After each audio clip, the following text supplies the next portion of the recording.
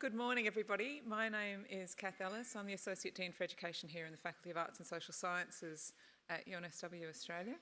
I'd like to also acknowledge the traditional owners and custodians of the land on which we meet today, the Bejigal people of the Eora Nation, and acknowledge any Indigenous people who are present today. And say what a pleasure it is to be meeting and thinking about teaching and learning issues on a site of Indigenous teaching and learning as well. We've got a very exciting panel lined up for us today. Before I introduce the speakers, I'm going to just explain how it works. It's about 11:15 now. We're going to go through to 12:30. I want to spend roughly half of the time going through a set of questions that we've already talked through with our panellists.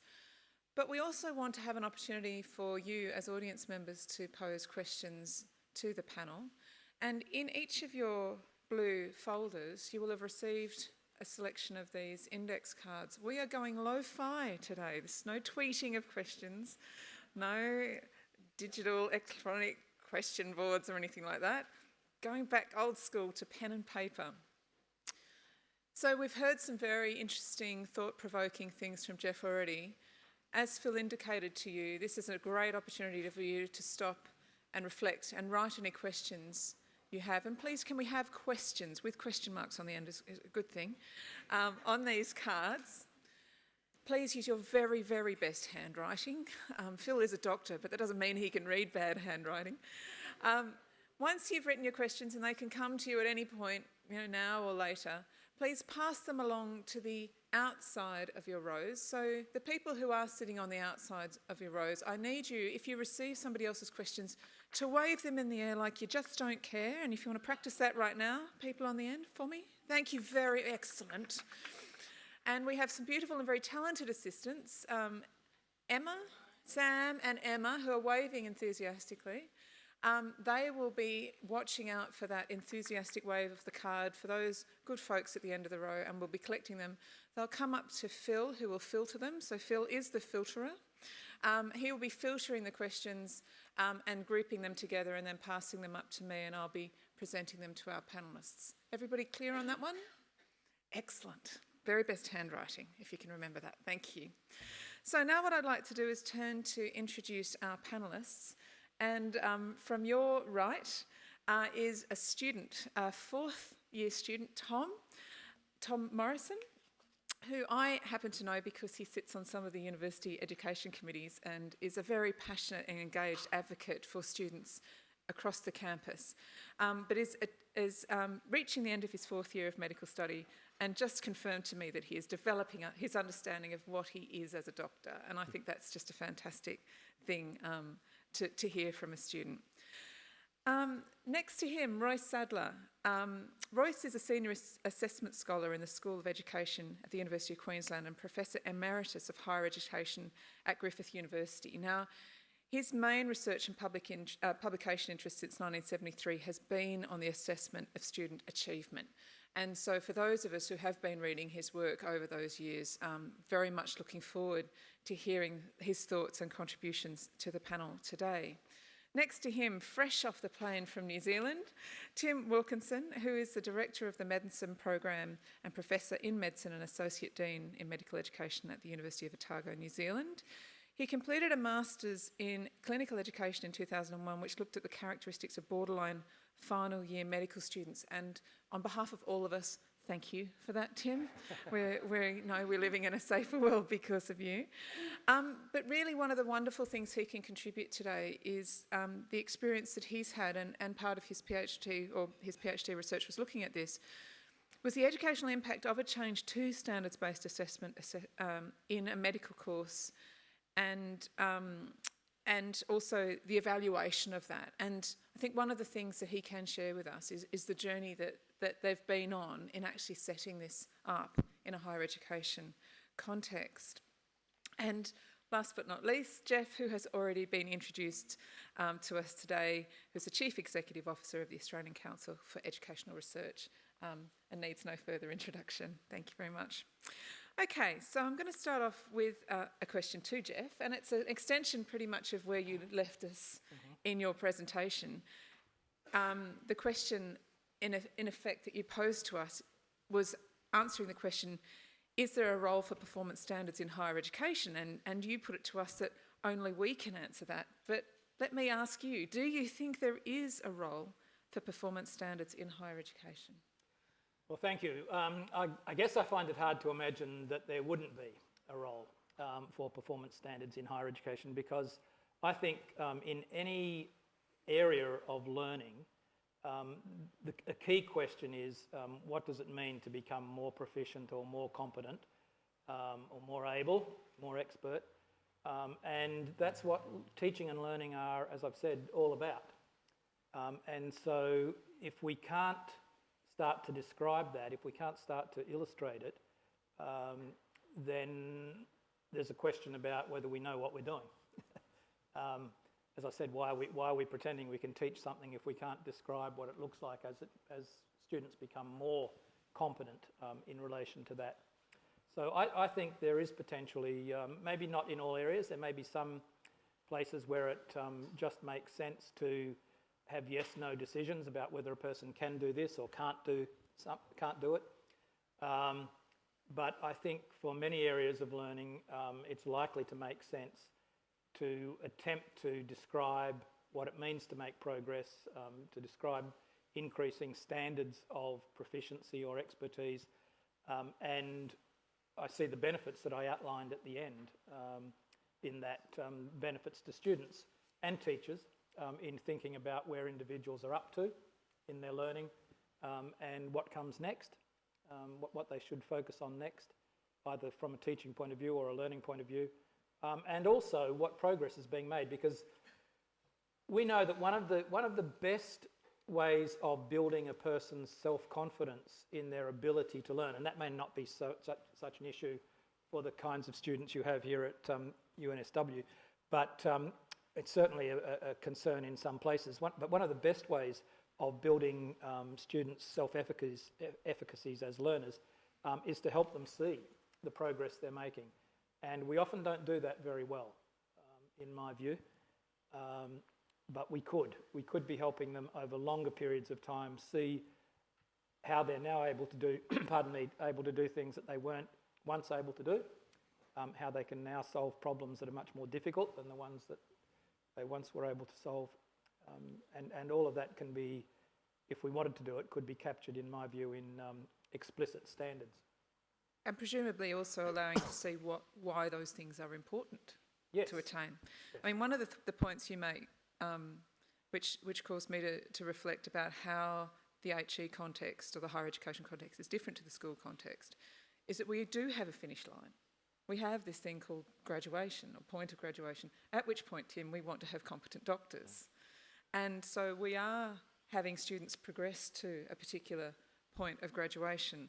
And so that self-efficacy of allowing students, in Tom's case, to think of themselves as becoming a doctor and understanding what crossing that finish line means is a slightly different context to the school context. But I might pick this idea up and now pass it to Royce. Would this application of performance standards lead to an atomistic, competency-based outcome sort of situation that might not be suitable in higher education? Okay, let me make 3 preliminary comments to answer that one. Right. First one is that when we talk about performance, if you look up, do a search of performance-based assessment or performance assessment or performance-based standards, you'll find a variety of interpretations of what the word performance means. Yep. So just make sure that you are clear on what's being. The same word is used with several meanings there.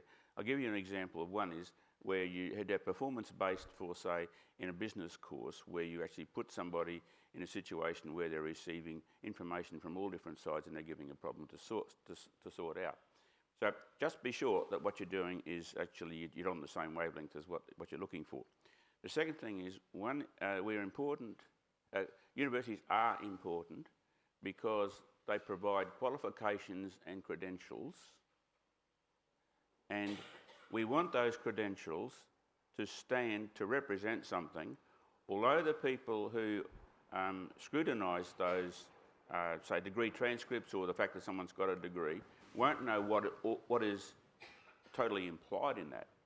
They should be able to assume certain levels have been achieved and are vouched for by the institution or by the enterprise as a whole.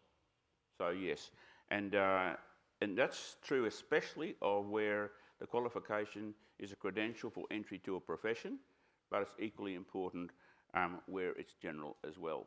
So if someone comes out with a BA or a BSc that doesn't lead to a definite profession, that's still important. And evidence of that is that most universities, I dare say all, have an interest in what are called higher education learning outcomes or higher order competencies and so on. So there's no doubt about that. Now, can I ask you to repeat the question, please, Kath? Okay.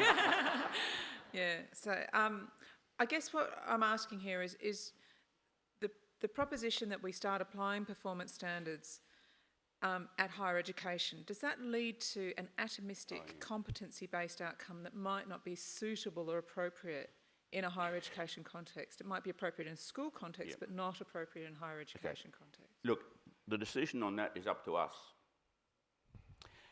There's a real problem with atomistic outcomes where people end up ticking all sorts of boxes, and I've written about that in an article. It's the first word or second word is perils. But largely it means that people get all these little mini competencies and they tick boxes to say, yes, they've achieved that competency. And when they've got 1,000 of these competencies, they get their certificate or something. Now, the real issue to do with performance is, and competence generally, is how well a person can orchestrate those things in a context they haven't encountered before and actually perform, if you like, an act which is appropriate to the profession or the desired outcome. So we have to be sure that we don't let things become atomistic. Now, I was on a committee once where there was a person from the TAFE sector who rubbed her hands at the idea of turning higher education into TAFE competencies. And I expressed my horror at that. So the control is our own. We have to make sure that we don't let it become too atomistic. And the only way we can do that is to be prepared to take things as holistic things, not necessarily big things like someone's got this degree. Right? We have to look at some more detail than that. But as holistically as we can manage, and it largely has to be about whether a person can orchestrate whatever is needed, their knowledge, their skills, everything else, to actually achieve an outcome which we regard as appropriate. I want to pick up on your observation that the word performance has lots of permutations because, of course, the word standard has lots of permutations It does as indeed. well. So standard can mean the standard that you carry into war. Exactly. In other words, there is only one of them. Yep. And it can mean standard across the board. Exactly. It can also refer to high and low standards, so the extremes, but it can also say this is a very standard chair, Yep. which means very average. That's exactly right. So when we start mucking around with all the different meanings of performance and all the different meanings of standards, things can get awfully slippery. Would you say that Correct. that's a problem with what we're doing? Absolutely. I'll be talking about that in a workshop 3 this afternoon. Sorry to blow But your no, not a horn. problem. Not a problem. But in the Oxford English Dictionary, the great big fella, right? There are 30 meanings for standard, and there are some supplementary ones which are attributional meanings for it, right? Yeah. Some of those, I think, we can grasp and say these would be appropriate in circumstances and these are not.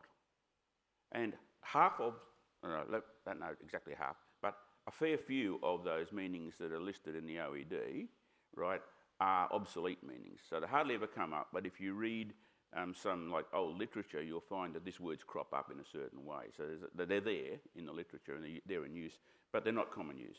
Yep. But the other ones are. But no, that's a really important issue to be totally clear on what a standard is and should imply. Great. Now, Tim, turning a Tom into a doctor is a complex task. And we're very grateful that you go to all the trouble that you do to turn Tom into a fantastic doctor. But is it just too complex? All the things that we have to do with and for and to Tom, and that Tom has to do with and for himself and with us, is it just too complex to apply performance standards to something like turning Tom into a doctor? I think If it is complex, to my mind, and I think it probably is complex, to my mind that even heightens the need to be clear about what the standards we expect are. Right. If we substitute standards-based, or standards-based, let's say, for expectations-based, or clear expectations, let's say, which I don't think is it's not a big shift, in fact it may not be a shift at all, then why wouldn't we? And so it comes back to your question, are there any situations where you wouldn't want standards to be clear? And to my mind, the only times is when you don't want any expectations to be clear. If you don't have any expectations of your students or of your learners, then fair enough. You don't need to write them down. You don't need to tell us what they are. But if you do have expectations of your students, and I do, then I think it is quite useful to make them explicit. So yes, for a complex job like medicine, I'll take Royce's point. There won't be a standard. It's not just to be a good doctor. You could say that, but it's not going to be a very helpful one. And you don't want it down to be the tick box. You've got to be able to put in IV lines 3 times out of 5, and all that sort of stuff to be. You want something in between, but you can easily break them down into expectations we have, not just we, the public have, of doctors. People tell us, what do you expect of your doctor? They'll tell us. That's the basis of standards, to my mind. Tom, do you think that if we do apply standards in something like turning you into a doctor, will that just mean that students only try to reach the very basic standard? I suppose it depends a little bit on the student. I like to think not. One of the things I enjoy the most in terms of the cultural shift between Year 12 and high school and university is you're no longer competing against everyone else individually, but rather, at least for me, I'm trying my best to, highest level standard, become a good doctor. I think if we do define what that is, it helps people go a long way to get there. Some people always, bell curve it, are going to try and do the bare minimum, but I like to think the majority are going to see that as an aspirational goal, and standards are the way how to measure their progress towards it. Because Tim, in your work you talk about the possibility of some approaches developing what you call an unhealthy competition. Yes. Is that aligning with what Tom's talking about? Either of you? Yes, certainly when we implemented it, people said, and it comes back to the standards question too, people said they equated standards-based with expecting everyone to have a C, because we moved from a grades-based system to more of a standards. So they said, so you expect everyone just to have a C. And no, that wasn't what we expected. But what we did say, and what has come to be true, is that by making standards explicit, then you can then raise the standards. And one of the things that has happened for us is we've also developed standards for the distinction level. And we're finding more people reach it. And ironically, some people think that's a problem. Because how can this be? It's no longer distinct. All these people are doing so much better. This is a problem. And I sort of say, well, actually, I don't think it is a problem. I think, wouldn't that be great if everyone was at a distinct level? Geoff, you're nodding. What are your thoughts on this? Well, I guess I've just been sitting here. Well, before I do that, let me just say, your comment about a more atomistic approach might be more appropriate in the school sector. I disagree with that. Sorry, no, it's beg your pardon, okay. that's not what I implied. But yes, it's thank okay, you for correcting let me. me just make a point. I don't think there's anything, actually, and people might want to argue with this, but I don't think there's anything in the school sector that is so intrinsically important in itself that I'd want to see that ticked off on a checklist. But put that to one side. I beg your pardon. I did.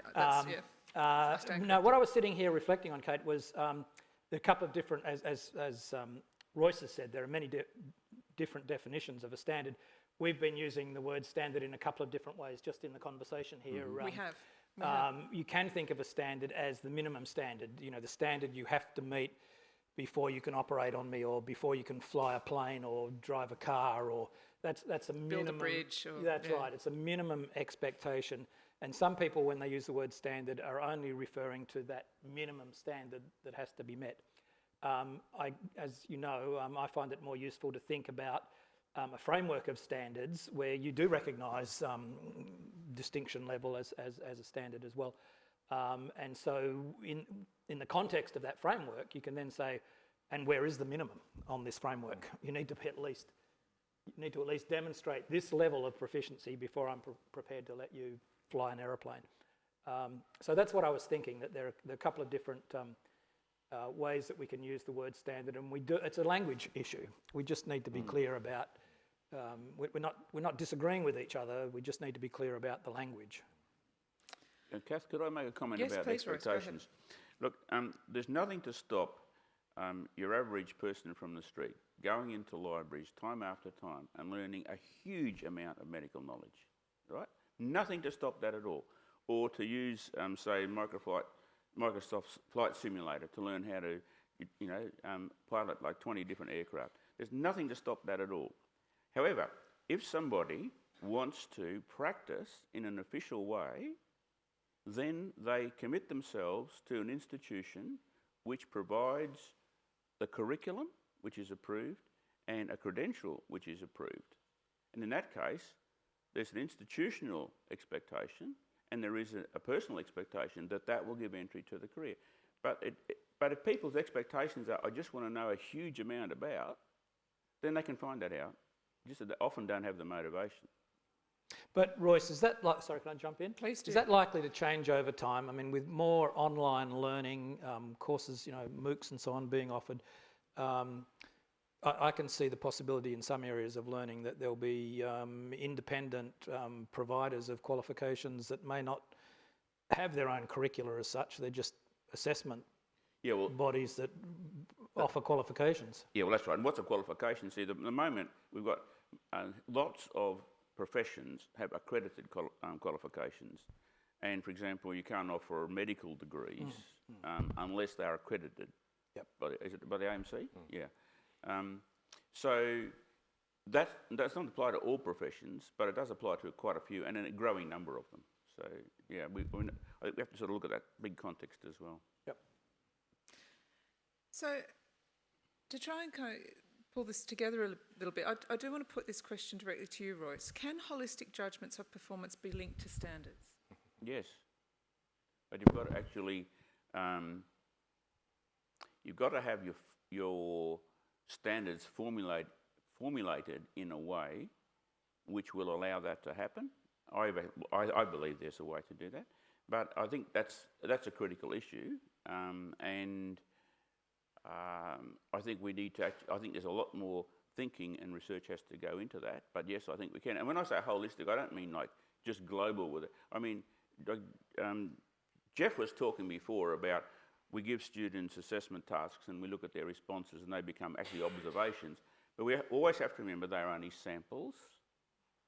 And so we sample across the content, we sample across the skills, we sample across this, and all the information we get is all based on sampling. So then we make an inference from that. That is why sometimes we make absolutely silly judgments on the basis of, say, 1 mark, when if we had taken a different sample, we would have come up with different marks for nearly everybody. But there may well be broad consistency. But I think it depends how whole is holistic. That's what I'm saying. Tim, did you want to say something about that? I think the only point I'd make there is that I recommend people reserve their judgment until they've got enough pieces of observation. So I think there's a temptation to observe a student and think, so where are they in relation to the standard? Fair enough, that's a natural thing to do. But I think we need to sort of hold back a little bit and say, yes, that's one piece of information we'll put in the pot, and we'll make another observation, we'll put that in the pot, and make another observation, put that in the pot. And when we've got enough of those observations, then we can make a judgment. And I think that makes it easier, because then the 1 mark here or there won't be there. Critical. It won't be there. Because that's what you talk about a lot in your work, is when you're turning Tom into a doctor. You can't just look at Tom in isolated moments of time. You need to look at Tom from all angles, almost all the time. You need to look at Tom in isolated bits as well, because if you don't see the isolated bits, you won't get the big picture. Yeah. But you just reserve your judgment until you've got enough of them. Do you feel that you're being observed from all angles, Tom, and in bits? How does it feel? Hopefully not. I suppose not so much. The assessment in medicine is actually quite, segmented. You do a unit, and then there's an exam at the end. You do a unit, and there's an exam at the end. And I would agree with the sampling comment. I think there's a bit of a perception that depending on what's on the exam, if you've managed to study the right thing, that could drastically affect your mark. I like dramatic. Yeah, combining 2 emotions there. And I completely agree that, you know, sometimes people will get incredibly unlucky with that sampling technique and have a result that is, you know, either very much under where they actually are or very much over where they actually are. And looking at more holistically filters that out and probably gets you a better end result. Because that's inherently the problem, isn't it, Tim? That we don't want to not qualify people who are actually able to do it, but we also don't want to qualify people who are going to be a public risk. Well, that's the tension, that's right. You can't please all the people all the time. If you fail the wrong people, well, if you pass people that should have failed, then the public's going to be, you know, against you, and if you fail people who should have passed, then the student's going to be against you. So you do have to get it right. Yeah. So when you do these assessment tasks, Tom, do you feel you have a sense of how they are contributing to your teachers making a judgment or a measurement about you that's informing their decision about whether you are progressing towards the finish line of becoming Tom the Doctor, Dr. Tom? Ultimately, I do. I think they help. I'm not sure if I'd say that, you know, have an assessment task and this is absolutely going to give a great assumption about whether or not I'm going to be able to be a good clinician at the end. However, I think when you combine them all, it does give you a reasonably good picture about how this person's going. Because I've heard all of you or read all of you talking in ways that I think are very similar in terms of what we're aiming to do here as teachers is to develop connoisseurship, expertise, that sense of ownership and of a body of knowledge. You're all nodding. So what, any of you to jump in now, what to your mind is the most important thing that we need to be thinking about at this point in higher education to be developing ourselves towards being better at doing that? So it's quite a complicated, simple question. Royce, do you want to jump in with that? I think probably we need to think hard about how we can increase the student's sense of agency over their own learning. Right. I think there's a lot of sense in which students feel they are processed. They go through the jump all the hurdles and they get, you know, scores and grades. Things and are whatever. done to them. Yeah, done to them, exactly, yeah. right? And particularly when we count all sorts of things that aren't anything to do with achievement, we count them all up. And so the students go all through all the hoops, right? And they don't actually feel, that doesn't matter to them really whether they are getting anywhere or whether they are, not all the students, I'm not saying this by any means, but there's a group of students, a cluster of students, who really just want to go through all the hoops as fast as they can and to get through at the end. Now, what we want to do is really set a kind of standards which say to students, to reach this standard, you're going to have to do a fair bit of hard work. Sorry about that, but that's what it requires. We're not here simply to be slave labourers. We're not trying to beat you into doing this. We want you to feel that this is your responsibility. We've made a shift in higher education from what used to be called teacher-based learning to student-based learning. I think we may have gone too far in that because we are bending over backwards to find ways to pass students.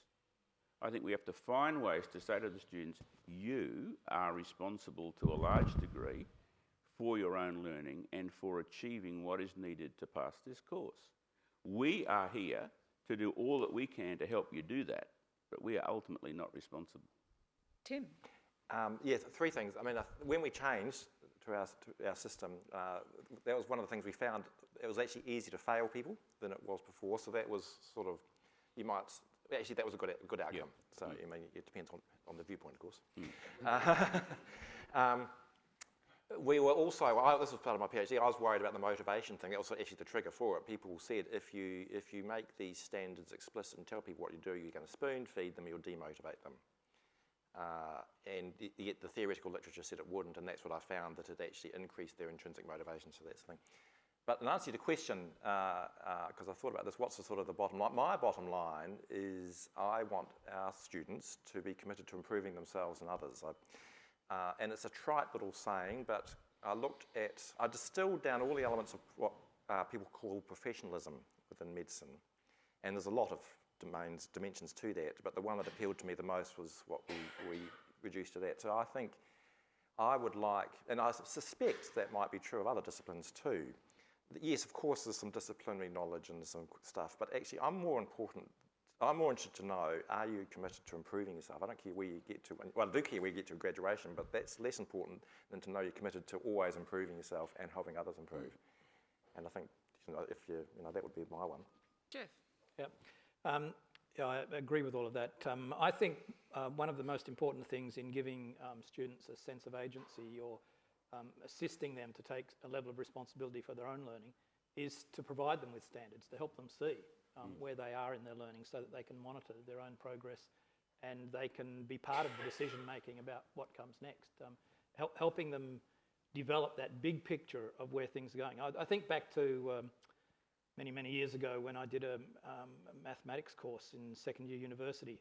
I had absolutely no idea where that was going. I mean, the guy would walk in and give a lecture on a particular topic that was unrelated often to what was done last week, but there was no big picture sense of where we were going. And I think, as I've said a couple of times, I think that's part of the key, is to share with students what our intentions are, where we're headed, where you're currently at on that journey, and what you can do next, and what we can do together. Tom? I couldn't agree more. I think some of the most challenging times I find my peers talk about in our course is when they have a lecture and they can't see how that's going to eventually contribute to their career. And usually it will, but sometimes it's just not entirely clear. I think nothing's easier to push yourself through if you're not really enjoying it, if you can see what the end goal is and how it's necessary for you to achieve that goal. So I absolutely agree. Well, I can see you're waving your arms in the air like you just don't care with great enthusiasm, and the questions are flooding in nicely. So I think it's actually might be a good time to turn to one which is pertinent to what we've just been talking about. And congratulations on the very neat handwriting, whoever wrote this one. It's been said that standards-based assessment improves student confidence by enabling them to see their progress. And this is what we've just been talking about. Often my poorer students have a strong sense of self-confidence that is misplaced. Is there any evidence that standards-based assessment improves accuracy of student self-assessment? Tim, have you experienced this in your own journey through this? This is code for insight, isn't it? That's what people are talking about here, is do people have insight? And to my mind, a lack of insight is where external assessment differs from your self-assessment. So if I know I'm bad and everyone else knows I'm bad, I've got insight. If I know I'm good and everyone else knows I'm good, I've also got insight. But when there's a disagreement, one of us is wrong, and it's probably going to be me. The self-assessment is usually more unreliable than probably. So so that's what people are referring to. I don't think, I mean, others might disagree, that standards-based assessment in itself will improve insight. However, giving students the opportunity to self-assess and to compare their self-assessment against others' assessments and to think about any discrepancies will improve their insight. So I think having a standard against which both you self-assess and someone else assesses you, but then looking at the discrepancy, that's the bit that would be needed, I think. Royce, do you agree? Basically, yes. I think what we have to not leave out of the equation is the formative assessment that goes on. Mm-hmm. And students should be getting tasks which are at least the stage of their learning that are appropriate to that, but which are demanding tasks. And we have to be quite upfront about saying, look, you've done this. This is what you should have done. So what you're doing doesn't cut it. Mm. Don't judge what you've produced by how much work you put into it. You haven't done the right things. And my job is to help you understand what are the right things. Let's talk about this. Jeff, in your experience, have you seen this happen in the school sector? Yes, to some extent. And I think I just agree with what we've just been saying. It's really a matter of confronting someone with the evidence. So whether that's a standards-based issue or not, it can probably be done without, but they need to be confronted by the evidence and have it explained to them, as you're saying, Royce. And that will hopefully challenge their misconception. I'll add just one thing. I think the other thing that standards in the old paradigm, let's say, the teacher held the standard. And the learner had to work out where it was. And the teacher would say, no, you're not there yet, we are there yet, or whatever, and you just had to keep on doing this guessing game until you got there. Secret academics business. That's right, that's right. So otherwise known as stabbing in the dark. It was just a two-way thing, but if you have a standard out here, so now you've got a three-way thing. So the student can assess themselves against the standard, the teacher can assess themselves against the standard, they can see where the differences are. It actually improves the relationship between the teacher and the student because they're both now on the same side, working to the same goal, rather than the student working for the teacher, which I think is a bad sort of paradigm. They're both working together alongside for the same goal, and I think that will also improve, it will help improve insight. Tom, you're nodding. Yeah, I've never really felt like I've been working against a teacher. Yeah.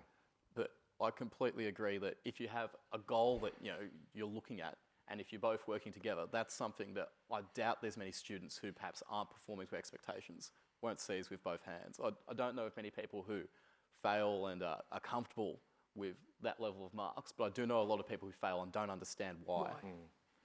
Yeah. Okay. Another question. Perhaps I'll put this one to Geoff first. You haven't mentioned learning outcomes at all. And once again, very nice handwriting, whoever this is, thank you very much. Only teaching and assessment. We are taught that these three elements must be aligned in the principles of constructive alignments. How do learning outcomes at a course level or a stream level or a program level fit into this paradigm that you have outlined for us today? Yeah, good observation. I tend to avoid the words learning outcomes, and I've heard them used here today, so clearly they're part of the lexicon here, but I avoid them because I've had experience in the school sector where the learning outcomes became code for the atomised bits and pieces that needed to be ticked off on a checklist. And so if that's what people understand by learning outcomes, things that we have to watch for, individual competencies that we check off on a checklist, that's not what I'm talking about. If we're talking about learning outcomes as the sorts of things we want people to know and understand and be able to do in a more general sense, then learning outcomes are what's described in the standard. The standard is a description of learning outcomes. So that's the reason I've avoided it, because of my experience in it leading to atomisation. Royce, what are your thoughts on that? Look, I agree. A lot has to do with the granularity of the thing you're talking about. Right. Learning outcomes became extremely popular as a movement in teaching, learning, higher education with the publication of John Biggs and Catherine Tang's books about teaching, learning, higher. And so John eventually changed the terminology to intended learning outcomes. So that has been a hugely influential book. It's probably initiated more projects and themes and changes in higher education as we know it in Australia anyway than any other book, but also different parts of the world. So that's become... Certainly in the UK sector. Yep. Absolutely. So that's become part of our language, right? And it does differ from what's in other, like in the school sector and so on. Now, if you go to Europe, very often they're talking about competences, not without the I, right? Some other places will put the I in, but they'll actually mean larger scale things than the atomistic ones. So there's a change of terminology there, but the kind of learning outcomes that are incorporated in, say, our threshold learning statements, they are, I think they're called threshold learning outcomes, aren't they? So, I mean, they are not atomistic at all. So it does depend on how it's interpreted. This is a sort of a line question in that we're sort of talking about some of the key things that we understand to relate to quality. And I might put this one to Tim. Assigning proficiency levels appears to be assessment for learning, but employers seem to want us to warrant that we have undertaken assessment of learning. Does that necessarily mean competency-based assessment, or is it possible to resolve that tension? I suspect we're all interested, employers and us as teachers and universities, in knowing that people have achieved something. So that is assessment of learning. So I think we're on the same page with that. The assessment for learning thing is using the information you get from assessment to guide future learning. And I think we're all for that as well. So we don't want people to think, I've passed, therefore I don't need to think anymore. Or I don't need to do anything more. It's all over, it's all done. And I'm the first to admit that I myself have done that, and I've got students who do that. You've passed the exam, thank God that's behind me, I'm going to move on to something else now, and I'm not going to think about that ever again. We have a hall full of students downstairs going through an exam. I'm not saying it's the right thing to do, but sometimes it's the right thing to do. But I think what we do want people to do is we would like them to say, yes, I passed, or yes, I did okay, but actually there's some things there I could have done a bit better on, or I should really think about what am I going to do next. That's the assessment for learning thing. So I think there's a place, we want both, I think. Go ahead, Geoff. I agree. Can I just jump in on this? Because I mentioned I was in Newcastle talking to Catholic leaders in the Catholic school system. And one of them came up to me and asked me what I thought about this. He said, what we've been asked to do is to provide examples of our assessments for learning and examples of our assessments of learning, as though they're two different buckets of things. And I said, no. If that's the way people are thinking, I just don't agree. It's your point, Tim, that if assessment is about fundamentally establishing and understanding where students are in their learning at a particular point in time, then you can use that information both prospectively to make decisions about future courses of action. So that's assessment for learning, in my view. And you can use it retrospectively to evaluate the learning progress that's been made, which is assessment of the learning that's occurred. So they're not different forms of assessment, they're not different buckets of assessment, they're different ways of using the results of an assessment process. It's the same data being interpreted in two different ways. Exactly. Tom, as somebody who's through your learning journey, does that make sense to you? I think it does, but I think there's various levels of efficacy of how well that's actually implemented. I remember at the end of year 12, me and my mates went down to the coast and we had a ceremonial note burning. Yes. We very much, I've heard about this on the radio. we very much celebrated the fact that we'd never have to use HSC English ever again. And that obviously isn't... English? Terribly Shit, sorry Tom. to all the arts faculty here. What we didn't see the value of it going forward, though. We thought, we have to do this. This is something the government's made us do. This is what we need to do to get into university. And it's actually ironic, I was thinking just the other day, now I understand more and more about how some of the skills I learned in year 12 English are actually relevant. Yay! Sure. Especially in terms of a social context. Well, I learned about belonging there and looking at things like, yep, here we go. We did it. Yeah, so it is there, but it's often not communicated, I find. Or maybe not understood if it is communicated. Okay, I want to, in the last, we've still got half an hour to go, haven't we? Sorry. And perhaps turn our attention now to some more practical things. We've talked sort of theoretically here, but here we have a group of people who are thinking, okay, I'm convinced, these ideas are starting to make sense to me. What do I do? How do I do this? So I might start by asking a question to all of you and see who jumps in first. Is it feasible to describe performance standards that are meaningful to both staff and students? And this is where I think stuff to do with tacit knowledge, expertise, connoisseurship starts to become interesting. I Royce, think it's critical that we do. Can we? And Yes. how do we do it? Well, one of the things one of the big mistakes that we've made, I think going back to assessment of learning, there's no other assessment than assessment of learning. It depends on the purpose to which it's put. Okay, so to put those up as opposites is ridiculous, linguistically as well. But yes, we can, and I think really what we've in the last 10 years at least, there's been a huge emphasis in higher education on feedback.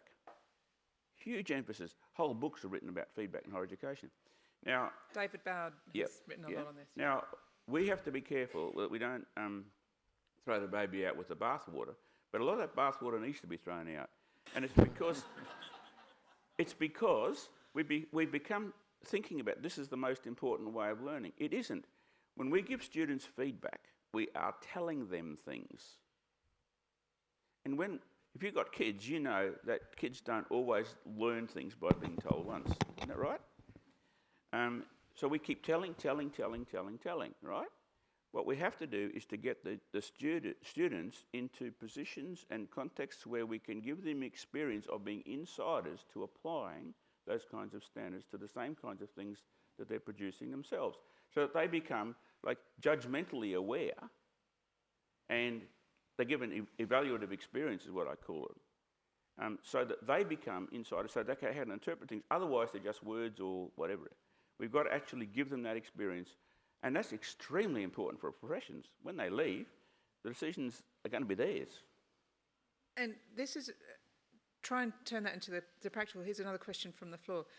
Royce, can you suggest a concrete means to improve learner agency in this sense? Look, I've written about that pretty extensively. Yep, and I've read quite a lot of the stuff you've done on peer. Okay, if you self? type in a Google search and it's say Royce Sadler, beyond feedback, you'll get the gist of what that's about. Basically, I'm saying we should back away from giving students feedback all the time and let them discover what is good, bad or indifferent. Now, I'll give you a simple example. I had a PA at one stage who was always correcting her young son playing the violin. Right? And I said to her, don't say anything, see what happens. So he's in there, she's doing the washing up or something, and he's playing his violin, and he stops. Now, normally she would call out, wrong note. And she said, I stopped myself saying that and find out what happens. And he said, oh, that wasn't right, was it? Because he's starting to think himself about the quality of his practice. So that was an important decision for him to learn. And her role too was not to keep informing him, but to let him discover that for himself all the time. That practical, concrete thing, instead of telling students when they're wrong, asking students to tell you when they think they're wrong. Or letting them see other things. See, they're pretty closely attached to their own work. Yep. So they've got to see other students' work on the same issue and say, this is good, bad or indifferent, but here's why. Now, the here's why is critical. And it's remarkable how little of that happens in higher Exactly. education. So that's where your work on peer evaluation Yes, and it's a special form of peer evaluation. It's not just peer evaluation for its own sake, but that peer evaluation can't be simply peer evaluation as a method, because you've got to have a way of injecting your expectations and your standards into that as well, so that ultimately they've got to be calibrated against my judgments. Tom, how much of other students' work do you see? Not enough, I think, would probably be what I'd say. I completely agree that I find I learned a lot by looking at exemplar work, things that have been shown to be put up, like this is the standard, to use that term, that we'd expect, and then reflecting on how that's different from what I've done. And I don't think there's no one who doesn't want to improve, but it's hard when you've just got your own work that you're quite closely attached to see where that improvement is. Yeah, I often find it remarkable how at the end of a university degree, I read almost nobody else's work.